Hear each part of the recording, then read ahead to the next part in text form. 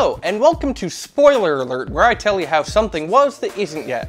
This week we're taking a look at the new Star Wars film, Episode 7, The Force Awakens, coming out December 18th. And I know it's coming out December 18th because everything I've seen since waking up this morning told me so. Yes, people are very excited about this movie, with early ticket sales already topping $50 million. A new hope has flared in the Star Wars fandom, and, like the Jedi before them, they will return to their beloved franchise because it's not as though it's ever let them down before. But I know what you're wondering. Does this film stack up to the hype? Is it good? Is it bad? Well, it's hard to talk about the film in those terms because, you see, only Sith deal in absolutes.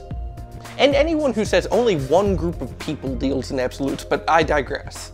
This film takes place 30 years after the end of Return of the Jedi, and like the time skip in Back to the Future, we sort of pictured things being a little bit more different by now. For instance, remnants of the Empire are still fighting back, meaning that it's taken more than 3 decades to tear down an empire that it took Jar Jar Binks only 3 seconds to mistake into existence. These remnants of the Empire, called the First Order, maintain the Empire's friendly, hands-on, and above all else, warm approach to dealing with their subjects. They're led by Andy Serkis with weird chickenpox and Kylo Ren, a masked lightsaber wielder of the dark side who is out to finish what Darth Vader started. Meaning, I assume, that he feels Anakin just didn't kill enough children with his laser blade and is out to beat his high score.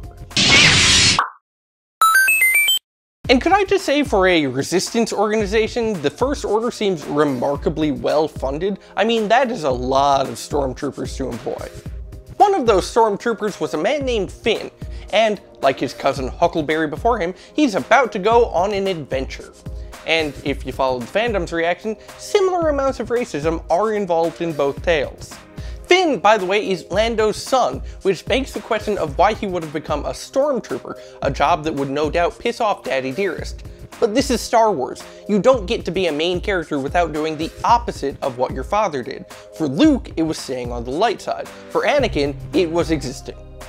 Unfortunately for him, Finn discovered a little too late that his new job description had some fine print specifying he must submit to the will of the dark side, and he escaped as fast as he could. Unfortunately, the place he escaped to was the planet Jakka, known throughout the galaxy as the one place with more sand than Tatooine. There he meets up with Rey, a scavenger who was abandoned on the planet Jakka by her parents when she was a young child.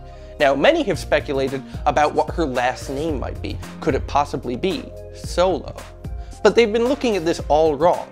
Rey is her last name. Her first name is Lana Del. Her life is very complicated. This does mean, though, that this will be the first Star Wars movie with someone other than a Skywalker at the helm. Well, unless Lando and Luke were way closer than we knew. That's not to say nothing's getting passed down from the original movies. As it turns out, Finn is strong with the Force and comes to wield the lightsaber once owned by Anakin and Luke before him. You know, the lightsaber that's about 60 years old by now, that Luke dropped from the sky. That thing's gotta be unbelievably sturdy. Who made it? Oh, that explains it. When Finn and Rey decide to go against the First Order, their paths collide with Han Solo and his friend Chewbacca, who has got to be dyeing his hair by now. There's no way he has gotten that old without one gray hair.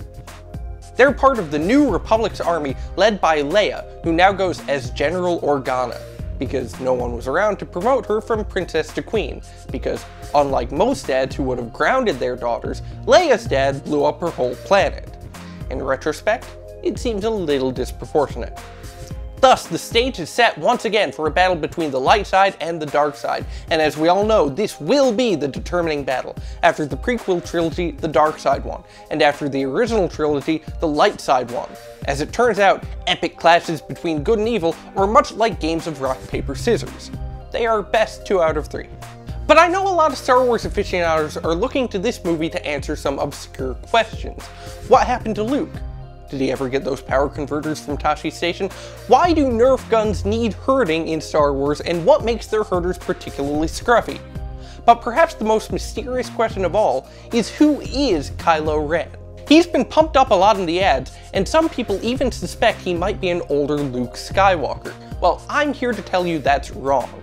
underneath that mask is something even more nefarious. You shouldn't look beneath that mask because underneath, it's a trap!